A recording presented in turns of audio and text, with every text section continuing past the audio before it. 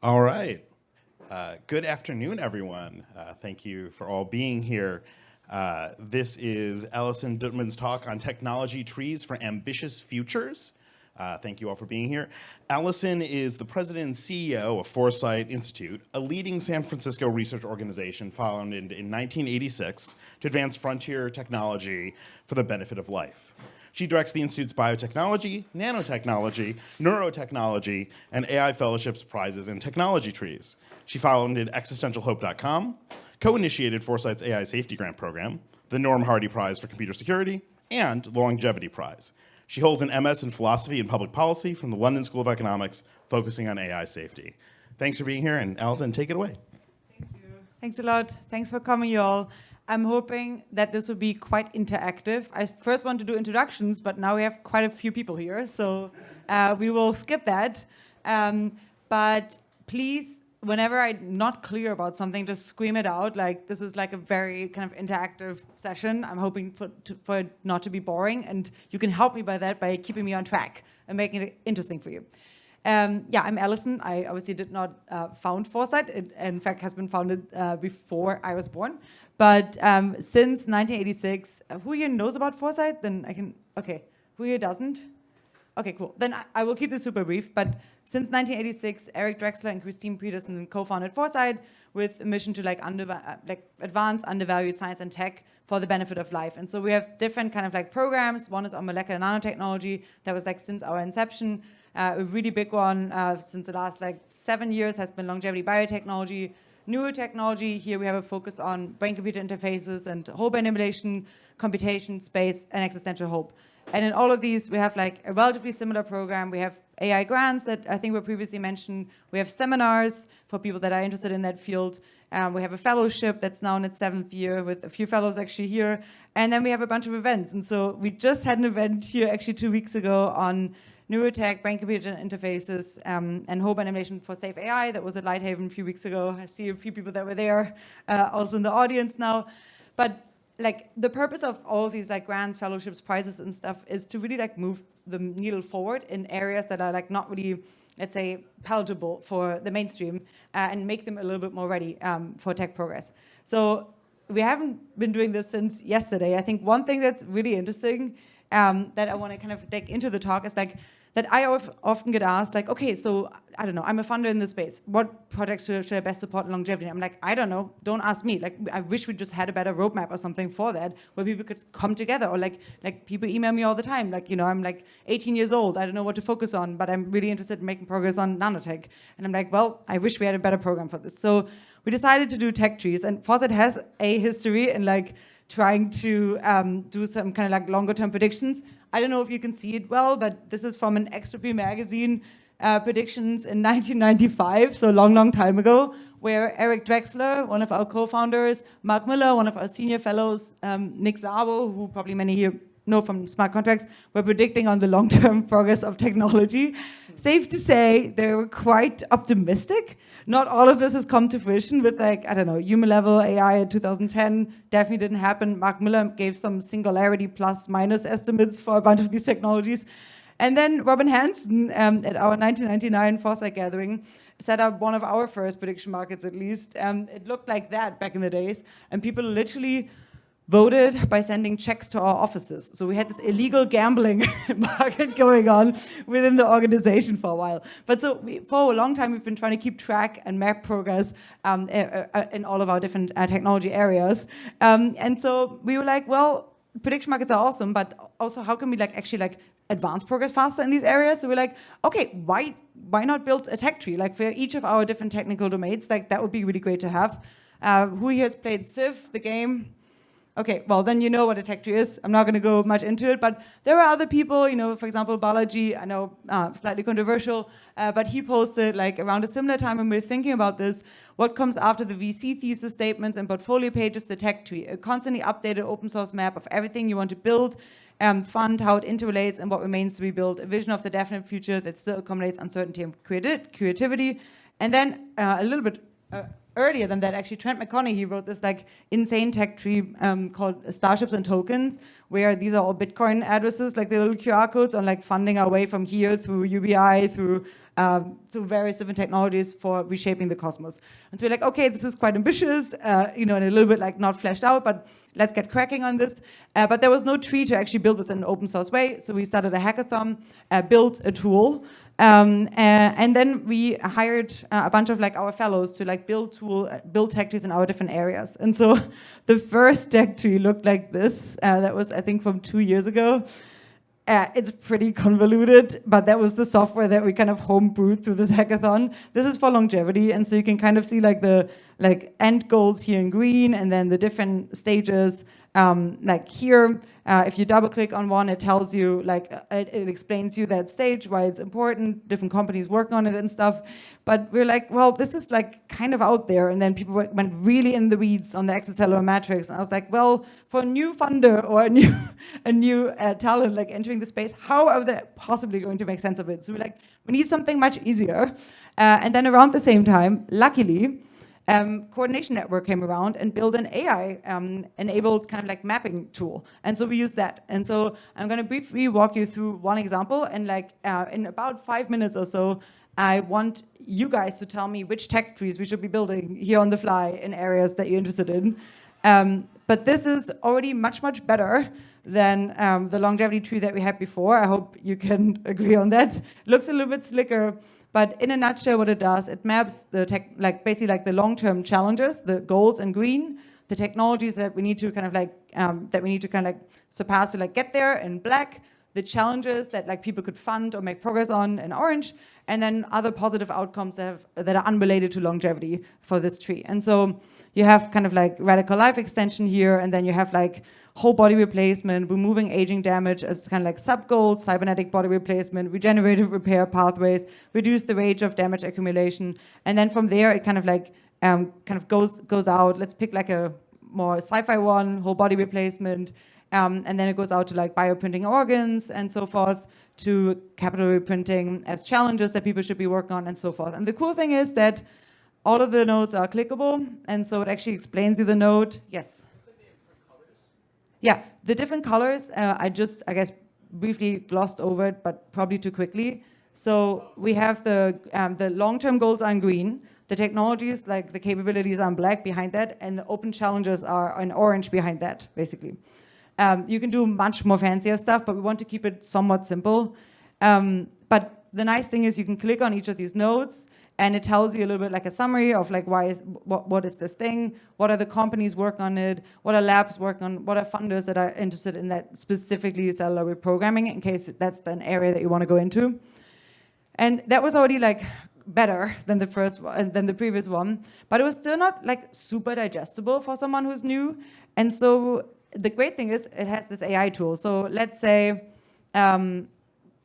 I want to just have the entire pathway of whole body replacement for longevity explained to me. I can say, explain to me the pathway of whole body replacement for longevity. And you click on search, and then you have this kind of LM interface that just tells you basically the entire tree without you having to actually look at it. But it's just you have to do this and this and this, and that's why, and here are the open challenges and so forth. And mind you, this is all ChatGPT 4, so it's not definitely not perfect, but it's a good start to just get an easier grasp in a field than a very, very long roadmap that you may or may not be finishing. And so that's a good one. I think another interesting bit is, for example, for let's say a funder, I can say, what is the main difference between two of the companies that you want to fund, and it tells you the difference between Shift Bio and Altos Labs, for example, from an investment perspective. So it has different different user profiles that go through these paths. And that was really useful. People started quite liking it. We're hoping to open source it in a bit. They're already on our website. Yes? How do you represent uncertainty in this? How do you represent uncertainty in this tree? Because sometimes we don't know what the dependency path is to a technology. Yeah. Currently, not at all, but I'll get to the prediction part in a second. But it's basically I'll get to that in just a sec. Actually, it may be the next slide. But yes, we've thought about this. We haven't solved it. Yes? Where can I find this link? This one is right now on our page. I can also send them out afterwards. So some of them are still the old trees, but in biotech, for example, I think it should be updated. So if you hit explore, if you click on foresight.org on the biotech part, if you click explore, you should have the viewer view of this where you can still ask questions and like chat with the LLM and stuff. But it's kind of like one of the first times that we're really presenting this properly, and it's early stages. So this is number one. Who here knows Diamond Age? Okay, you know the Young Ladies Illustrated Primer? The goal is to create something like this, where someone that is like a youngster in a field or like a funder in a field, like gets taken by the hand based on their individual expertise level and can kind of like get an individual education about a technology field that is more exciting than if you were just reading a textbook or a roadmap. That would be great. Ideally tomorrow, and there we get to your question, we have a few more bits in there. So one great, I think the final goal here is really have this interoperable tech tree forest, right? Like not just one tech tree, but different tech trees and how they interrelate to each other to find and fund pathways towards an ambitious future. So the first step that we're going to do is open the trees up for crowdsourcing so you can actually leave comments. The second one is that we want to crowdfund individual nodes with prizes, grants, other investment opportunities. So you could even imagine on a crypto case, right? You'd have the tech tree here, and then let's say, I don't know, you could either have an SPV or a DAO sit on top of here and just be like, okay, we want to fund this specific thing, and then the tech tree takes applications for that, and then once a critical mass has been reached, you review applications and you fund that. You could do that with grants, you could do that with all kinds of things. So for longevity in particular, one thing that we have is we've launched this longevity hypothesis prize, where people can actually like tell us a new hypothesis that should be on the tree, and they usually get, I think, up to 20K for a one-pager. And so we're like basically gradually like soliciting more input onto this tree.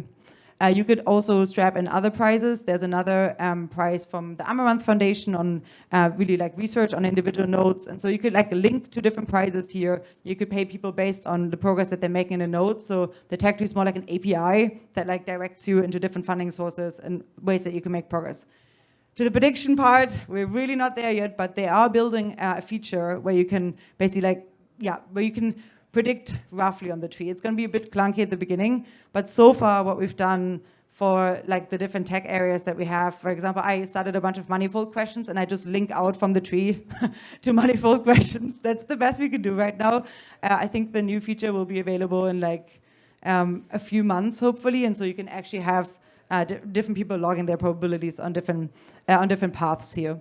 But it's really not super coarse-grained. The idea is also like to zoom out and just like let more people into the door.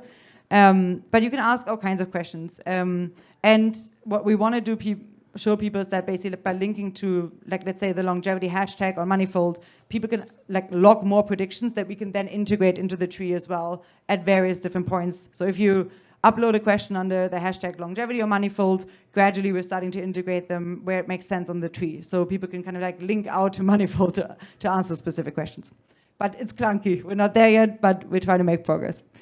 Okay, so that would be one great thing, to actually like, really crowdfund a bunch more stuff, to possibly track more progress with prediction markets, maybe even impact markets on the long run. And then I think finally we really want to build and connect trees across different technologies. So one tree that we currently have in the making is kind of a secure AI tree that is mostly about cryptography and security in an AI kind of like use case. That one is this one here. It's like still really early stages, but it goes through various like computer security and cryptography angles. And so the idea is that like gradually you build out different fields and then you try to chain them together. And so we've started doing that like a little bit. So this is, I literally just did this today.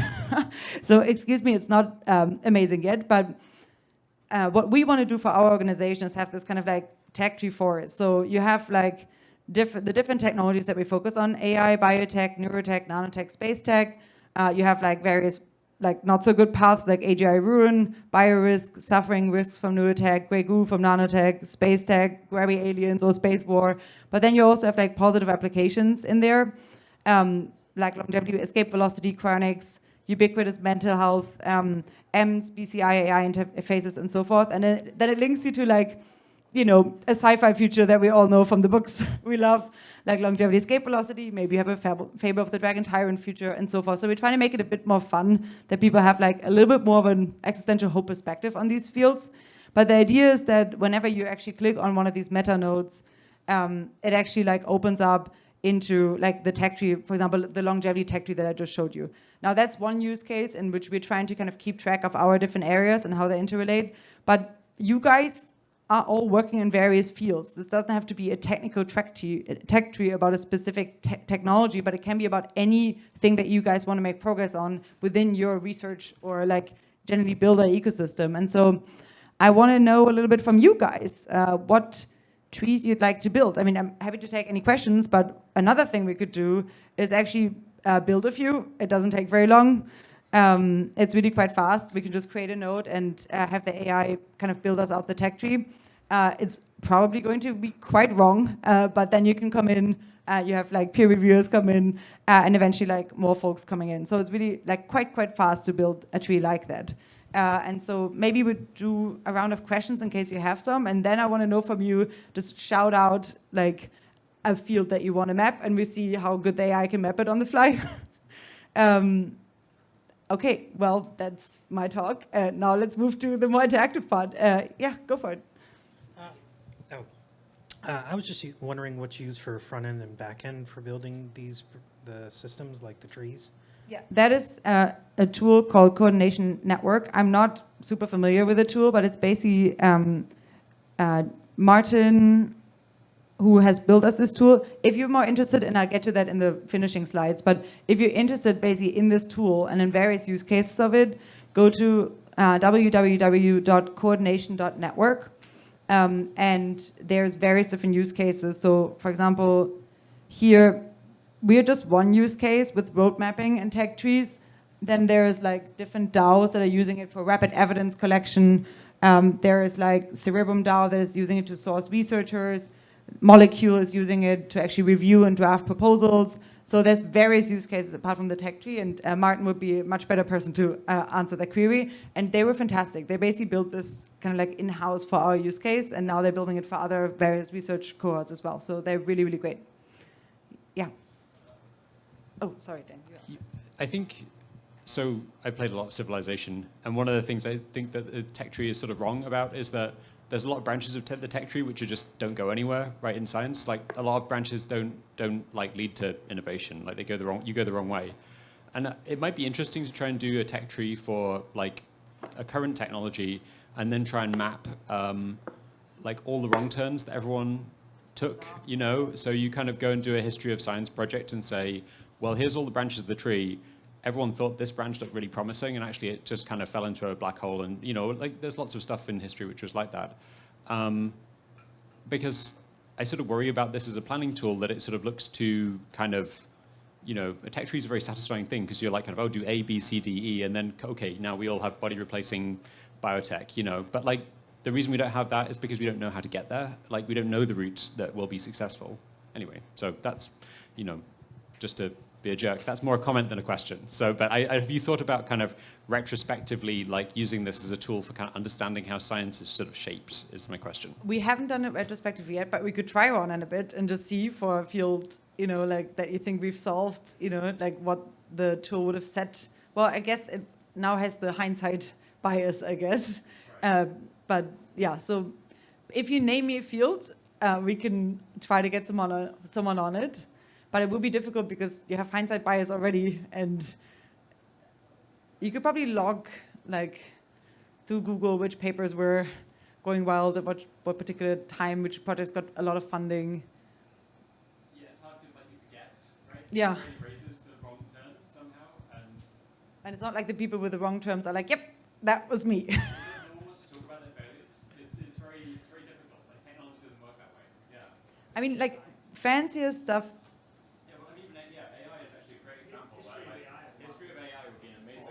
Yeah, there is actually someone doing a like more meta AI tree than the cryptography security AI tree that we're doing. So I guess we can see how we get some like hindsight into that. It's a great thought. We haven't done it yet. Like I think to your point of like, you know, many of these branches can like just tether out. Like like one thing that you could be doing is like there's things called like hypercerts. I know if you guys have heard of them. They're more in crypto land, but it's basically like if you're working on a specific thing, you can kind of like lock that progress. And then afterwards, people can retroactively figure out how much a specific project has contributed to progress on a specific goal, and they then get rewarded. And there will be a feature where you can pay people directly through the tree through a thing called drips. And so you can do that in later stages of the tree. And so through that, you can also see, okay, you minted an impact certificate here, but actually nothing panned out, or how good was the reviewer of that impact certificate, how like they have more of an S process perhaps going on. So like different funders can use it for various different things. We just wanted to build, like this is like V1 of the new AI enabled version. Like we have to wait until the payment function comes out. We have to wait until the prediction function comes out. One thing you could also do, and you can probably already do that with Manifold by like linking it from the tree, is like predict how much a specific node would make progress. And then if another company kind of comes online, like, see if they made a counterfactual impact on their prediction of people and how fast we will get to a specific point. That could be one way of doing it, but it's like, yeah, it's imperfect, but we're definitely really, really interested in doing more of that. Dan, sorry, yeah. Kind of related to that was, I was wondering if you've looked at like predicting timelines, especially for some of the more well-defined tech trees, like the whole brain emulation. Because there was some obscure work that Anders Sandberg did, where he was like trying to predict timelines using Monte Carlo modeling on a tech tree. Yeah. But like, we haven't done that yet, but at the last workshop that we had here, so we had specifically on, let's say, the whole brain emulation space, when Anders and Nick published a roadmap, I think in 2008, on whole brain emulation, they had a tech tree in there. Many of the branches, actually, that's a great example. Many of the branches were totally irrelevant, or like were now superseded by others. And then there's lots of new stuff that kind of came along into it. So, for example, instead of like just doing the normal kind of like traditional like mapping the entire connectome way to whole brain emulation, at the last workshop, there were like 4 projects on the lo-fi emulation path. Like basically, like instead of mapping the connectome, you use neural recording and behavior recording of model organisms together with multimodal machine learning to create like a lo-fi version of an upload. And we had like a massive mud fight about different AI safety implications and general ethical risks and so forth. But that is definitely, I think, something that would be interesting to do. And then I think I was chatting with Ozzy a bit on, like can we like integrate some of his prediction tooling into this, and then just at our technical workshops have people like form better predictions on this stuff, because like people really just don't agree at this point. But yeah, meaning love to do more. Ozzy Goon? Yeah. Okay, what is he doing? Sorry, they have a new prediction tool. I'm blanking on the name. It's not. Oh, it's right, the yeah. probabilistic modeling thing? Yeah. Yeah, okay. Like Yeah. it's sometimes hard to get researchers to be that precise, but it would be nice, especially if you can Yeah. offer prizes, for predictions. Like we had we have this annual festival called Vision Weekend, where we have one in a castle in Germany this summer for our European community, where all of our different technology tracks get together, and then one in San Francisco, where there's going to be one day in SF and one day here at Lighthaven. And a few years ago, we had every speaker. They formed they had a keynote about like what area do they think we should promote progress on more, and then they had to do a 1-year prediction on that area. And so we had them back then. It was on Metaculus, all of it, but then we crowned a winner of like who was the best predictor there and so forth. And it was like really fun. And we had Manifold integrated in our last Vision Weekend too. But I think especially with something like prizes, maybe you could get more people to use it correctly, even though. Oh, I see. That's a good idea. Yeah.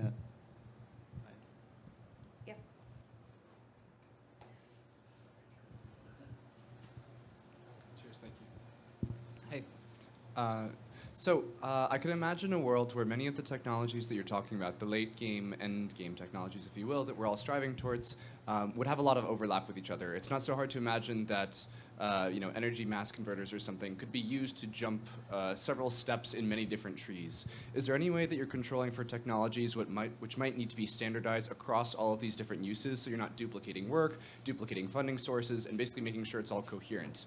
As an extension, you could even kind of like help link them and channel through, so you could see into other trees without overwhelming the user. Yeah. Does that all make sense? Yes, Yeah. it totally makes sense. I mean, like, I try to show this like very crudely here, I guess. I think AI obviously has massive implications for all of our technologies, but even things like, let's say we solve cryonics, or we have things like molecular 3D printing through nanotech, that would majorly impact space travel.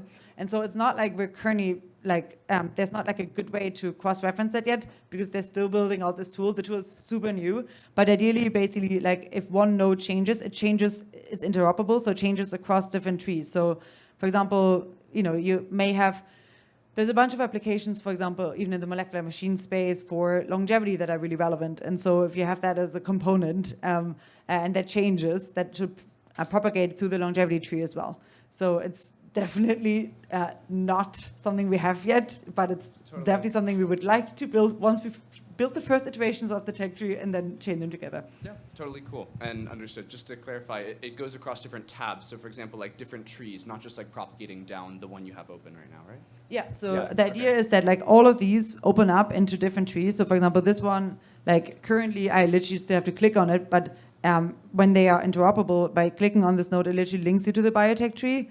And then in a meta tree, if you have like some progress on energy or something, then ideally it can like propagates through the entire trees. But that is a problem for Martin to solve. I'm very happy I don't have to solve it, but they're on it. Yeah, they're definitely on it. Yeah.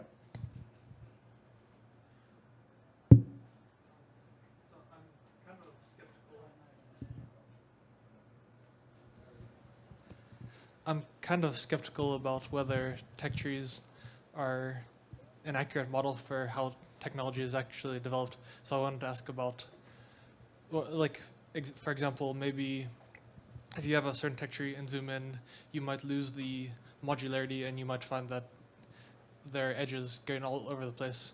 Or maybe technology A and B feed into each other over time. Or maybe something like microchips where you have like hundreds of iterations over decades, and that it's not a great model just to put a like microchip in a single node, but maybe I guess you could break that up then. But like, what do you think are shortcomins of this kind of model, or what have you found to not work? Yeah, I mean, there's a bunch of shortcomings. Like, it is literally from Civ, from a game. But for that specific questions, the idea is that even on like a node, for example, the idea is that later on, if you double click the node, it opens up into its own tech tree about that specific node. So it doesn't just list you a summary, let's say, of like, I don't know, like cellular reprogramming or something, but it actually links into its own tech tree where you can see the different dependencies and how they're making progress. And again, like this is built by us and like, one researcher in the field that built it out through AI, interviewed a few people, but like ideally we actually like open this up to people, give a bunch of prizes for updating this tree, and it maybe become like little bit better. I think our ambition is also a bit different. Like sometimes, like there were a few companies already like founded on the longevity tech tree where basically people like, well, this is really interesting to solve. Why don't we make progress? We showed it at a workshop. A funder was around, was like, yeah, I will solve you to make progress on this node. That sounds useful. So I can't say very much about like, how much has it actually impacted the tech tree, but the idea is that over the long term, hopefully as this develops into more of a research community, really, people can like update each other. And like, I think one kind of collateral advantage that popped out of it is that oftentimes researchers don't really know the progress in other areas that is actually really relevant for their field. So they may be like real up, like, downstream solving a specific thing, but they're like, oh, well, unless we can solve this one thing really, really below that, we may not be able to make progress, or something below gets solved and it kind of like back propagates to the tree to where they're working on. It's definitely not perfect. We're like in the really early stages. I'm hoping that, I have a better review of, how useful this was to specific people, but the idea is mostly just that people that are new to a space, that want to know how to make progress, that don't have the bandwidth to read an entire roadmap, but that are interested in contributing, funding, whatever, can easily find each other through this like tech tree API, and then start making progress. And so it's more like an entry point into various fields that's perhaps a bit better than nothing in some fields, or sometimes a bit better than a very, very long roadmap. But it's definitely not trying to replace, various other ways in which people are trying to coordinate. Have you thought about making reasoning trees? For instance, if I ask ChatGPT, how do I build $1 trillion company and give it $100,000 of compute, I would like it to, really start thinking and what problems would be worth solving, and who would be good co-founders, like what do you need, and basically we need an entire reasoning tree, and of course it will get lost long before it ever does anything intelligent. And the same would go for solving a complex math problem. If I say solve the Riemann hypothesis, here's $1 million of compute, it would need a very complex reasoning tree to figure out how to approach it coherently. Yeah, we have not tried to do this yet. One thing that we're hoping to do is basically like when researchers, if you have actually the access, like the dev access to this tree, you get a profile, and so you can like basically find other researchers that are mapping specific fields. It's very, very early stages for this, right? But the idea is that you can like more easily already find partners to do stuff with, especially, for example, if there was a specific prize on cryoprotecting toxicity, for example, you could have like an open registry base where like a bunch of people that are, for example, conditionally interested in forming a company on that, provided there's like enough good co-founders and funding, you have this more like kind of like creation of a bit of a Schelling point. I guess there is some language there, so it's not quite a Schelling point, but like basically trying to kind of make it easier for people to find each other who are interested in that. But we have not tried the build me $1 million, like a $1 trillion company stuff yet. But that's also a question maybe better for Martin to address, because we only have one use of this tool, which is these tech trees, and there's a bunch of others. So I would assume, and I haven't seen them yet, but what I showed earlier, the, where is it? Here, the proposal drafting and review one, for example, the way that they're using the tech trees, maybe there is a bit more of that in there, but you should definitely play around with the tree, see if you can found $1 billion company, let me know, maybe donate some to Foresight because we put you onto the tree. No, but in all seriousness, like I think the space of exploration is pretty vast, and like they've just built the tree, so the tool, so I don't know.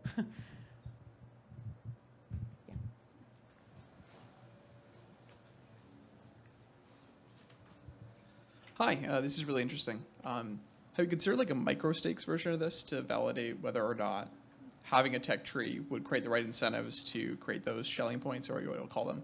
I'm thinking maybe something internal to an AI lab where you're like, hey, company, what do we think is going to be, the thing that makes progress at these very narrow kind of attempts, or maybe even smaller, just at a startup, what's going to unlock the next step of our business, and just see if having funding available, prizes, whatever, those kinds of things make progress, or if it's reflective of the actual progress in a very short time horizon as opposed to these long time horizons. Yeah, so we haven't done it with the new tree because they literally, I just put them on the website yesterday, but for the old one, the reason why the ECM is mapped out so weirdly and like in excruciating detail in this very bad interface is because a few people were like, ECM, we want to double click on this, that's awesome. And so they had this like, kind of like a little cohort that formed around that, had a little workshop on that, build out the sub-tech tree of this, and then a few funders funded like some like, it was mostly like initial research on extracellular matrix stiffening for longevity research and so forth. So it has worked on these like more local scales. The idea is that we put kind of like a more global one out there, and then different communities form around subclusters, and they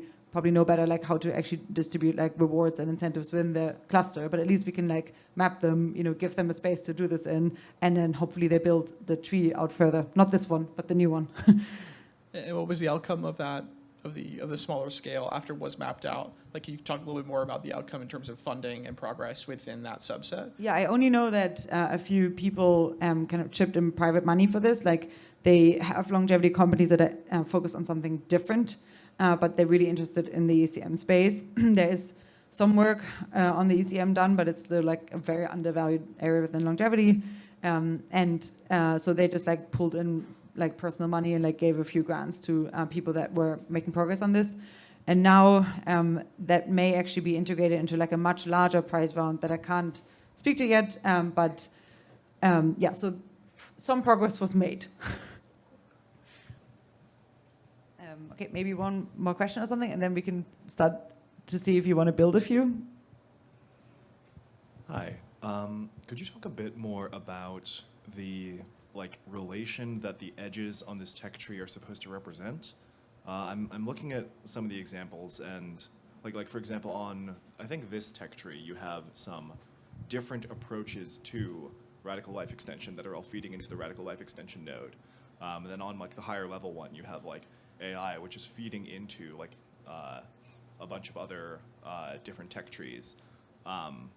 Are these meant to be like necessary or sufficient, or necessary and sufficient, or some sort of more like broadly contributes to?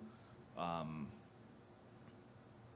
just like having trouble thinking about what these tech trees actually represent without like that being a bit clearer. Okay, so the kind of like, we're trying to do things a little bit more bottom up. So basically, the reason why we started the tech trees is mostly to map the different focus areas that we have, and that is longevity biotechnology, nanotechnology, AI, like secure AI, BCI, and space. And so that's why we had individual researchers map these trees in particular. First, kind of like they were collaborating a bit, but like pretty independently. And so what I showed earlier, and so this is like kind of like a tree for a field, but you could also have a tree for a specific subfield on it. And the thing that I showed you earlier is basically those are the different areas that we have. And whenever you double click on one, you then get led into the tech tree for that specific field. But I'm just trying to show you this, not because it's the kind of like ultimate proof or something, but it's just like an idea of how we could kind of like create a meta tree of like whatever like field you're interested in, have different people build out different subnodes, have those subnodes be built up by different people. And so you have this like, you can zoom out and in like as you please, basically, in like the coarse-grained view that you want to have. Sure, yeah, and then we'll get into... Thank you. Yeah, I guess maybe a more concrete question is like, if I had a particular node and 5 like prerequisites going into it, would I be able to tell the difference between you just need 1 of these, or like you just need 5 of these, or like any set of 3 out of these 5 will do? And like the fragility of a particular path or something, and like how substitutable these different components are, seems like something I would want to see on a graph like this. Yeah. And I'm not sure if it would be like easily representable without adding a whole bunch of visual complexity. Yeah, great point. That's why the other tree was super convoluted. We try to keep it a bit simple. So basically, one thing, we list like a few of the challenges that like most people that those researchers queried agreed on, like, yes, those are really big bottlenecks. If we could solve those, we'd make a lot more progress. But what you can always do is you can ask the AI chatbot, basically, let's say you like, oh, well, is this really enough for solving lab-grown blood? You can actually ask the AI chatbot, like, okay, what are other ways? Would this be enough to have only the 2 of them? Like, what is the full kind of like path that we need to solve lab-grown blood? So we're trying to keep it a bit simple on here to like list the basics, because otherwise it just gets too convoluted. But you can, that's why the chatbot is there. Like, if you want more info in the field, like you can query it more. Ideally, like what we want to do more is like list specific researchers on there that are making progress on an individual node that you can then talk to. And so you actually have like people to talk to if you want to make progress on something. And many of them have already agreed to kind of like be listed here as those, so you don't only have to talk to an LLM, but it's at least like a cheap first version of like, seeing a little bit like, okay, that's roughly the graph, but it's not exhaustive, no. Okay, well, do you guys want to give me a field or something that we should just try out so you can see how like the back end works? What's a tech tree that you'd like to build? Tech tree of a lightsaber. Tech tree of? A lightsaber. Of a lightsaber? Okay, do you have any other proposals? Yeah? Like the currently existing thing, and just see how well it does. I like propose as an example, like 5nm semiconductors. 5nm semiconductors. Yeah. So let's try both. Let's see if we can do both. Or does anyone else want to throw one in the ring? Okay. Batteries. Something at the top of my head was like batteries that are better lithium-ion batteries. Okay, better batteries? What if it's kind of meta, like tech tree of this system, like how you see it in the future, maybe, and like what needs to be developed? I don't know if that's too meta, but Yeah, for that, the nodes are not built out enough, But yes, we do want to do that in the future. Okay, another one in the ring? I'd suggest fusion. Fusion. Okay, so do you guys want to vote on which one you most want to do? So we have fusion, better batteries. What was yours again? Semiconductors. Lightsabers. Okay, fusion. I think that's most people. Okay, well then we start with fusion. If we have more time, you can also find me later. I'm happy to map more stuff out. Okay, let's start with fusion then. We're going to call it the fusion tech tree. We're going to open up the tech tree. And the goal is in fusion tech tree, what do you want to solve? Create Like competitive fusion? well, economically efficient fusion energy, or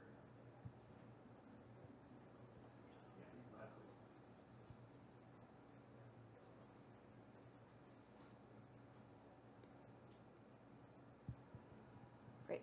So now we have the tool. Now you message the AI, and you can basically just give it like a good starting prompt is often this one, but you can give it pretty much like any prompt that you'd like. Now I just have to find the tree again. Here we go. To achieve the goal of economically efficient fusion energy, then it creates you a thing. Maybe I can zoom in. Can you guys see any of this? I can just read it out. Magnetic confinement fusion, stellarator design, inertial confinement fusion, magneticized target fusion, and then you always have different core technologies and key challenges in there. So basically what you could do is just ideally like in the next few weeks, the node automation process will be automated. So when you type this in, the entire tech tree just like kind of like auto propagates. For now, that's not the case yet. So we literally have to put in new node, edit it and call it this, and that's then a pathway, add a new node. This would then be a core technology to be developed. Superconducting magnets. And then, you can use the key challenge that is given to you here, or you could just literally ask the node if you want a little bit more kind of like specific info. So that's like a very rough and ready way to create one. And then, of course, you also want to fill in the different technology trees. So let's say you have superconducting magnets here. You could then just say,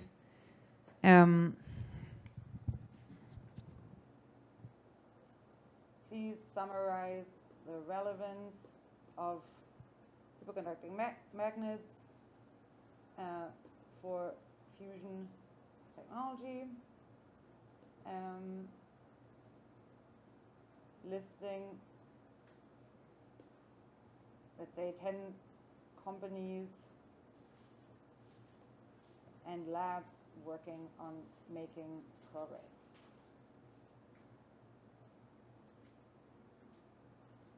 And then it auto-populates you again an answer. In the future, you can automatically put this actually on the description. But in this case, you basically have a bunch of labs working on this. It's not perfect. I tried it with a bunch of areas that I know a lot about. Definitely forgets a few, but at least you have a first view. And then the idea is that often what our researchers did, they use Perplexity and then Elicit to get more to the bottom of this, list a bunch of papers and so forth. But at this point, you have yourself in the span of like, almost no time. You have a goal here, and we only did it, for the first part of the goal. Oh, I forgot to copy the actual goal into it, but like you can then chain them together. And here you go. And then you do it for all the different 10 sub areas for economically efficient fusion energy. You map the core technologies, you map key challenges, you can map the actors onto it. And then really within like, I don't know, maybe 20 minutes to half an hour in its current shape, you at least have like a path that the AI generated for you. And then you start doing literature review. Then you start talking to people and you're like, why is this node wrong? You work on this specific thing. Like, tell me why it's wrong.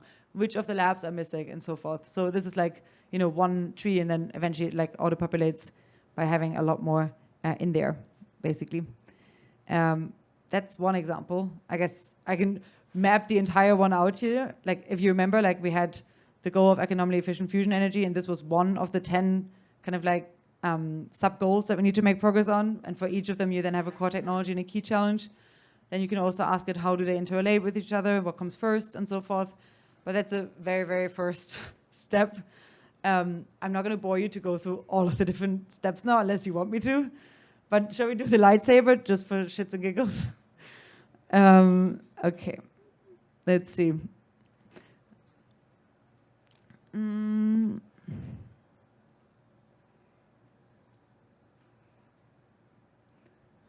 Lightsaber tech tree? Yes. Is this how you spell it? Yep. In German, it's Lichtschwert.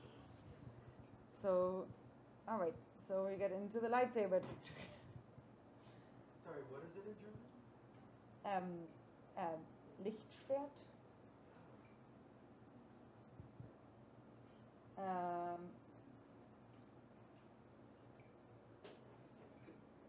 Okay, so the end goal here is create me a lightsaber.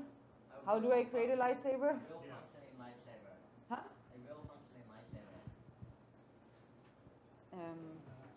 Goal, create a real functioning lightsaber. I hope I spelled this correctly here. Okay, now we get our prompt. It tends to work quite well. Let's see what we get, you guys. To achieve the goal of building a real functioning lightsaber,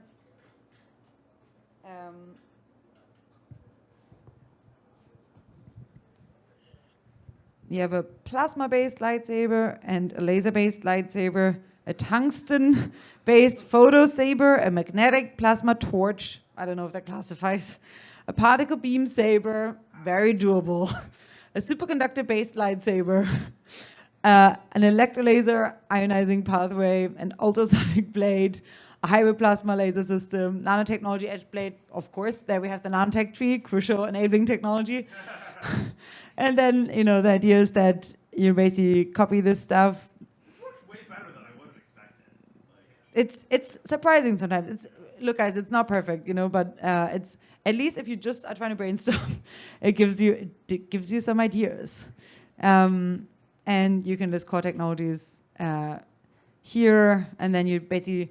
And sorry that I have to copy paste this now. I know it's tedious, but like in I think 2 months, it would just auto-populate the tree if you click it, and then you should be off to the races. And then you have the key challenge in here and so forth, and you know later on show to your friends, and you can start finally your company that you've wanted to do.